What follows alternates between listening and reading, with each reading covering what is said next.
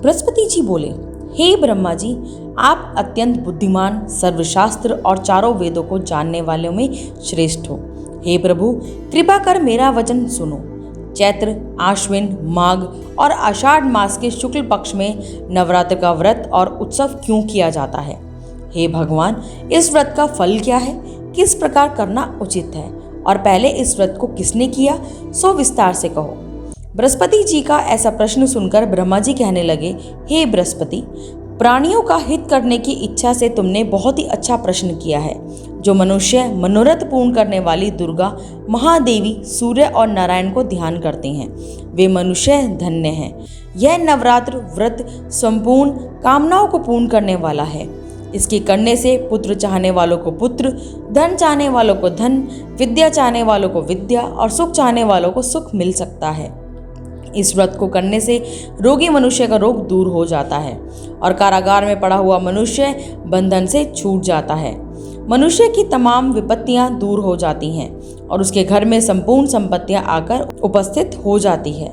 बंध्य और काक बंध्य से इस व्रत के करने से पुत्र हो जाता है। समस्त पापों को दूर करने वाले इस व्रत के करने से ऐसा कौन सा मनोरथ है जो सिद्ध नहीं हो सकता? यदि व्रत करने वाला मनुष्य सारे दिन का उपवास ना कर सके तो एक समय भोजन करे और उस दिन बांधवों सहित नवरात्रि व्रत की कथा श्रवण करे। हे बृहस्पति, जिसने पहले इस व्रत महाव्रत को किया है उसका पवित्र इतिहास में तुम्हें सुनाता हूँ, तुम सावधान होकर सुनो। इस प्रकार ब्रह्मा जी के वचन सुनकर बृहस्पति जी बोले, हे ब्राह्मण, मनुष्य को कल्याण करने वाले इस व्रत के इतिहास को मेरे लिए कहें। मैं सावधान होकर सुन रहा हूँ। आपकी शरण आए हुए मुझ पर कृपा करो। ब्रह्मा जी बोले, पीड़ित नाम के मनोहर नगर में एक अनाथ नाम का ब्राह्मण रहता था। वह भगवती दुर्गा का भक्त था। उसके संपूर्ण सद्गुणों से मुख युक्त मानो ब्रह्मा की सबसे पहली रचना हो ऐसी यथार्थ नाम वाली सुमति नाम की एक अत्यंत सुंदरी कन्या पैदा हुई। वह कन्या सुमति अपने घर के बालकपन में अपनी सहेलियों के साथ क्रीड़ा करती हुई इस प्रकार बढ़ने लगी जैसे शुक्ल पक्ष में चंद्रमा की कला बढ़ती है। उसका पिता प्रतिदिन दुर्गा की पूजा और हवन किया करता था। उस समय यह भी नियम से वहां उपस्थित होती थी। एक दिन वह सुमति अपनी माँ सखियों के साथ खेलने लग गई और भगवती के पूजन में उपस्थित नहीं हुई। उसके पिता को पुत्री की ऐसी असावधानी देखकर क्रोध आया और पुत्री से कहने लगे कि हे दुष्ट पुत्री, आज प्रभात से तुमने भगवती का पूजन नहीं किया। इस कारण मैं किसी कुष्ठी दरिद्र मनुष्य के साथ तेरा विवाह करूंगा। इस प्रकार कुपित पिता के वचन सुनकर सुमति को बड़ा दुख हुआ और पिता से कहने लगी कि हे पिताजी, मैं आपकी कन्या हूँ, मैं आपके सब तरह से अधीन हूँ। जैसा आपकी इच्छा हो मेरा विवाह कर सकते हो। होगा वही जो मेरे भाग्य में लिखा है। मेरा तो इस पर पूर्ण विश्वास है। मनुष्य ना जाने कितने मनोरथों को चिंतन करता है, पर होता वही है जो भाग्य में विधाता ने लिखा है। जो जैसा करता है उसको फल भी उस कर्म के अनुसार ही मिलता है, क्योंकि कर्म करना मनुष्य के अधीन है पर फल देव के अधीन है। जैसे अग्नि में पड़े हुए तृण दी उसको अधिक प्रदीप्त कर देते हैं, उसी तरह अपनी कन्या के ऐसे निर्भत्य से कहे हुए वचन सुनकर उस ब्राह्मण को अधिक क्रोध आया। तब उसने अपनी कन्या का एक कुष्ठी के साथ विवाह कर दिया और अत्यंत क्रुद्ध होकर पुत्री से कहने लगा कि जाओ जाओ, जल्दी जाओ, अपने कर्म का फल भोगो। देखें केवल भाग्य भरोसे पर रहकर क्या करती है। सब प्रकार से कहे हुए पिता के कटु वचनों को सुनकर सुमति अपने मन में विचार करने लगी कि ओहो, मेरा बड़ा दुर्भाग्य है जिससे मुझे ऐसा पति मिला।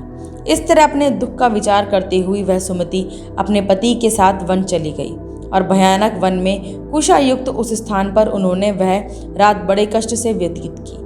उस गरीब बालिका की ऐसी दशा देखकर भगवती पूर्व पुण्य से के प्रभाव से प्रकट होकर सुमति से कहने लगी कि हे ब्राह्मणी, मैं तुम पर प्रसन्न हूँ। तुम जो चाहो वरदान मांग सकती हो। मैं प्रसन्न होने पर मनोवांछित फल देने वाली हूँ। इस प्रकार भगवती दुर्गा का वचन सुनकर ब्राह्मणी कहने लगी कि आप कौन हैं जो मुझ पर प्रसन्न हुई हो? यह सब मेरे लिए कहा और अपनी कृपा दृष्टि से मुझ दासी को कृतार्थ करो। ऐसा ब्राह्मणी का वचन सुनकर देवी कहने लगी कि मैं आदि शक्ति हूँ और मैं ही ब्रह्मा, विद्या और सरस्वती हूँ। मैं प्रसन्न होने पर प्राणियों को दुख दूर कर उसको सुख प्रदान करती हूँ। हे ब्राह्मणी, मैं तुम पर तेरे पूर्व जन्म के पुण्य के प्रभाव से प्रसन्न हूँ। तुम्हारे पूर्व जन्म का वृतांत सुनाती हूँ, सुनो। तू पूर्व जन्म में निषाद भील की स्त्री थी और अति पतिव्रता थी। एक दिन तेरे पति निषाद ने चोरी की। चोरी करने के कारण तुम दोनों को सिपाहियों ने पकड़ लिया और ले जाकर जेल खाने में कैद कर दिया। उन लोगों ने तेरे को और तेरे पति को भोजन भी नहीं दिया। इस प्रकार नवरात्र के दिनों में तुमने न तो कुछ खाया और न जल ही पिया, इसलिए 9 दिन तक नवरात्र का व्रत हो गया। हे ब्राह्मणी, उन दिनों में जो व्रत हुआ उस व्रत के प्रभाव से प्रसन्न होकर तुम्हें मनवांछित वस्तु दे रही हूँ। तुम्हारी जो इच्छा हो सो मांगो। इस प्रकार दुर्गा के कहे वचन सुनकर ब्राह्मणी बोली कि अगर आप मुझ पर प्रसन्न हैं तो हे दुर्गे, आपको प्रणाम करती हूँ। कृपा करके मेरे पति के कोढ़ को दूर करो। देवी कहने लगी कि उन दिनों में जो तुमने व्रत किया था उस व्रत के एक दिन का पुण्य अपने पति का कोढ़ दूर होने के लिए अर्पण करो। मेरे प्रभाव से तेरा पति कोढ़ से रहित और सोने के समान शरीर वाला हो जाएगा। ब्रह्मा जी बोले। इस प्रकार देवी का वचन सुनकर यह ब्राह्मणी बहुत प्रसन्न हुई और पति को निरोग करने की इच्छा से ठीक है ऐसे बोली। तब तक उसके पति का शरीर भगवती दुर्गा की कृपा से कुष्ठहीन होकर अति कांति युक्त हो गया, जिसकी कांति के सामने चंद्रमा की कांति भी क्षीण हो जाती है। वह ब्राह्मणी पति की मनोहर देह को देखकर देवी को अति पराक्रमी वाली समझकर स्तुति करने लगी कि हे दुर्गे, आप दुर्गत को दूर करने वाली, तीनों जगत का संताप हरने वाली, समस्त दुखों को दूर करने वाली, रोगी मनुष्य को निरोग करने वाली, प्रसन्न होने पर मनवांछित वस्तु को देने वाली और दुष्ट मनुष्य का नाश करने वाली हो। तुम ही सारे जगत की माता और पिता हो। हे अम्बे, मुझ अपराध रहित अबला की मेरे पति ने कुष्ठ के साथ विवाह कर मुझसे घर से निकाल दिया। उसकी निकाली हुई मैं पृथ्वी पर घूमने लगी। आपने ही मेरा इस आपत्ति रूपी समुद्र से उद्धार किया है। हे देवी, आपको प्रणाम करती हूँ, मुझ दीन की रक्षा करो। ब्रह्मा जी बोले कि हे बृहस्पति, इस प्रकार उस सुमति ने मन से देवी की बहुत स्तुति की। उससे की हुई स्तुति सुनकर देवी को बहुत संतोष हुआ और ब्राह्मणी से कहने लगी कि हे ब्राह्मणी, तुम्हारे उदायल नाम का एक अति बुद्धिमान, धनवान, कीर्तिवान और जितेंद्रिय पुत्र शीघ्र ही होगा। ऐसा कहकर वह देवी उस ब्राह्मणी से फिर कहने लगी कि हे ब्राह्मणी, और कुछ तेरी इच्छा हो वही मनवांछित वस्तु तुम मांग सकती हो। ऐसा भगवती दुर्गा का वचन सुनकर सुमति बोली कि हे भगवती दुर्गे, अगर आप मेरे पर प्रसन्न हैं तो कृपा कर मुझे नवरात्रि विधि बताइए। हे दयावती, जिस विधि से नवरात्र व्रत करने से आप प्रसन्न होती हैं, उस विधि और उसके फल को मेरे लिए विस्तार से वर्णन करें। इस प्रकार ब्राह्मणी के वचन सुनकर दुर्गा कहने लगी कि हे ब्राह्मणी, मैं तुम्हारे लिए संपूर्ण पापों को दूर करने वाली नवरात्र व्रत विधि को बतलाती हूँ, जिसको सुनने से तमाम पापों से छूटकर मोक्ष की प्राप्ति हो जाती है। अश्विन मास के शुक्ल पक्ष की प्रतिपदा से लेकर 9 दिन तक विधि पूर्वक व्रत करें। यदि दिन भर व्रत ना कर सकें तो एक समय का भोजन करें। पढ़े लिखे ब्राह्मणों से पूछकर घट स्थापना करें और वाटिका बनवाकर उसको प्रतिदिन जल से सींचें। महाकाली, महालक्ष्मी और महासरस्वती की मूर्तियां बनाकर उसकी नित्य विधि सहित पूजा करें और पुष्पों से विधि पूर्वक अर्घ्य दें। बिजोरा के फूल से अर्घ्य देने से रूप की प्राप्ति होती है। जायफल से कीर्ति, दाख से कार्य की सिद्ध होती है। आंवले से सुख और केले से भूषण की प्राप्ति होती है। इस प्रकार फलों से अर्घ्य देकर यथाविधि हवन करें। खांड, घी, गेहूं, शहद, जौ, तिल, बिंब, नारियल, दाख और कंदम इनसे हवन करें। गेहूं हवन करने से लक्ष्मी की प्राप्ति होती है। खीर व चंपा के पुष्पों से धन और पदजनों से तेज और सुख की प्राप्ति होती है। आंवले से कीर्ति और केले से पुत्र हो। कमल से राज सम्मान और दुखों से सुख संपत्ति की प्राप्ति होती है। व्रत करने वाला मनुष्य इस विधान से हवन कर आचार्य को अत्यंत नम्रता के साथ प्रणाम करे और यज्ञ की सिद्धि के लिए उसे दक्षिणा दे।